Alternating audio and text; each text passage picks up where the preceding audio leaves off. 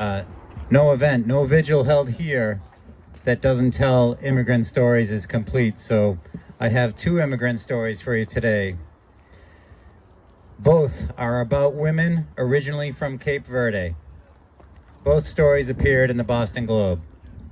Djeniffer Benvida Ribeiro Semedo is 22 years old and came to the U.S. legally from Cape Verde 9 years ago as a child and is a resident of Brockton.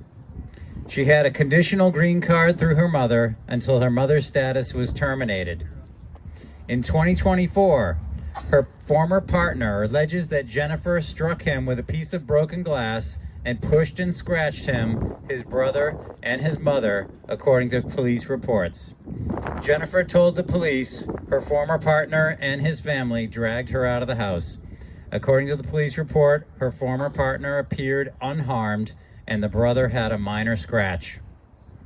Djeniffer was arrested on domestic violence assault and battery and 2 counts of simple assault and battery, and authorities also later charged her with assault and battery with a dangerous weapon. Djeniffer denies the allegations and was released on personal recognizance in 2024. She missed a scheduled court date and a default warrant for her arrest was issued by the Brockton court. Djeniffer says she didn't know about the warrant until last week when she was asked for identification in a traffic stop by state police. Djeniffer has been convicted of no crime. She has the right to a defense, to a lawyer, to a speedy and fair trial, and to a jury of her peers. Are constitutional rights optional? No. Do they apply to everyone? Yes. After a hearing on February 14th, a court officer told her, "I have bad news for you. ICE is here for you." ICE officers handcuffed her hands and feet and led her to a van and took her to the agency's facility in Burlington. Her lawyer, Carl Hervich, filed a habeas petition on her behalf the same day. Djeniffer was put in one of the holding rooms that we know so well, forced to sleep on a concrete bench and unable to communicate with her family. A further complication is that Djeniffer was 24 weeks pregnant. It was just 2 weeks ago when I told you the story of Candelaria, another pregnant woman detained in Burlington. By the third day in Burlington, Djeniffer began to experience unbearable abdominal pains. She was lying on the floor of the overcrowded cell and struggled to get the attention of the guards. Quote, "I started banging on the door," Djeniffer said. "I was like, I need help." She was eventually rushed to a hospital in Boston with symptoms including nausea, vomiting, abdominal pain, and decreased fetal movement, according to testimony from a physician at the Beth Israel Deaconess Medical Center. Djeniffer told the hospital staff that before her detention, her pregnancy had been normal, but according to the OBGYN that treated her, she did not receive appropriate food during her detention at ICE, and that likely worsened her condition. The patient's detention in an ICE facility places her at higher risk of preterm labor and other pregnancy complications. Hervich, Djeniffer's attorney, said that ICE policy dictates that the agency not detain, arrest, or take into custody for administrative violation of the immigration laws individuals known to be pregnant, postpartum, or nursing. Quote, "There are pregnant women around the country who are being shackled," Hervich said. "This is definitely something we would not have seen before the current leadership in ICE in this administration." ICE spokesperson Tricia McLaughlin said of Djeniffer's case, "This is the best health care many of these individuals have received in their entire lives."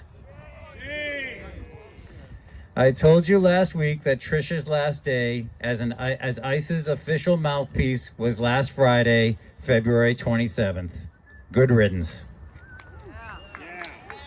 The second story I'd like to tell you is that of Eva Helena Mendez, a 48-year-old woman living in Woonsocket, Rhode Island, where she is manager of a pizzeria in East Providence. Eva was born in 1978 in Cape Verde. She came to the U.S. in 1986 and has held legal permanent resident status since then. I'm going to read from a GoFundMe that was posted on behalf of her husband that was first posted on November 11th. For more than 40 years, Eva Mendez has proudly called the United States her home. She's a devoted wife, a hard-working mother of 6, and a woman whose kindness and determination have touched every person lucky enough to know her. Eva has spent her life giving to others, raising her children with love, working tirelessly to provide for her family, and building a future rooted in faith and perseverance. This fall, Eva made a trip that meant the world to her. After more than 4 decades away from her homeland, she and her sister traveled to Cape Verde to grieve the sudden and heartbreaking loss of their brother in October 2025. It was also meant to be a joyful reunion, a chance to surprise her mother, whom she hadn't seen in over 40 years. What was meant to be a healing visit of love and family turned into an unimaginable nightmare. When Eva returned to the U.S., landing at Logan Airport in Boston, Massachusetts on November 5th, 2025, she was detained by immigration authorities and has not been allowed to return home since.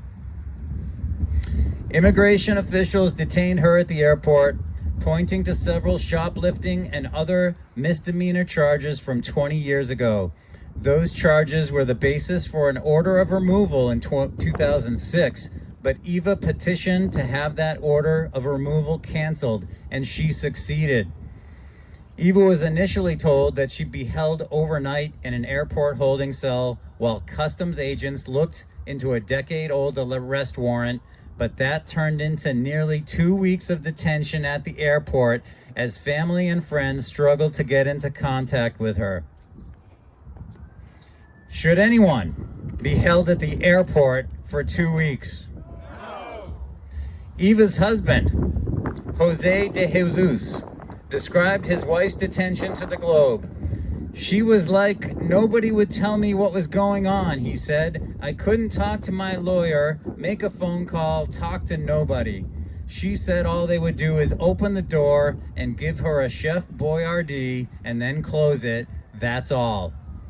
Jose said he was scared that his children might never see their mother again. I hope for the best, but sometimes I start thinking about the worst, he said. Like I might not see the lady I spent damn near my whole life with ever again since I was 16 years old. Jose and all 6 of their children are U.S. citizens. From the airport, Eva was transferred to the Cumberland County Jail in Portland, Maine on November 18th. Eva's lawyer, Todd Pomerleau, successfully petitioned to have the shoplifting convictions from 2009 and 2012 vacated. That ultimately led to her release following a decision from an immigration judge in Chelmsford on January 28th after 84 days in custody. At the time of those convictions, Eva had pled no contest and paid a fine of $430. Do you think shoplifting should be a deportable offense? Do you think the mother of 6 children, all of whom are U.S. citizens, should be deported? No. I never realized that we had a sizable Cape Verdean population here until I went on a winter hike a couple years ago in Taunton. A friend and I looked for a restaurant afterwards, and we ended up at a Cape Verdean restaurant, which we both enjoyed. Cape Verde is made up of 10 islands off the coast of Africa near Senegal. They speak Crioulo, a Portuguese-based Creole. Cape Verde gained independence from Portugal in 1975. 19% of Brockton's 100,000 residents are of Cape Verdean descent, according to the 2020 census. They call Brockton the 11th island. About 70,000 people of Cape Verdean descent live in Massachusetts, a higher concentration than in any other state. They have a festival in Brockton every July. I'd like to go. It looks like fun. I'll end with a quote from Ayanna Pressley, who said this after the Alston car wash. A future without our immigrant neighbors is no future at all. As always, I thank you for listening.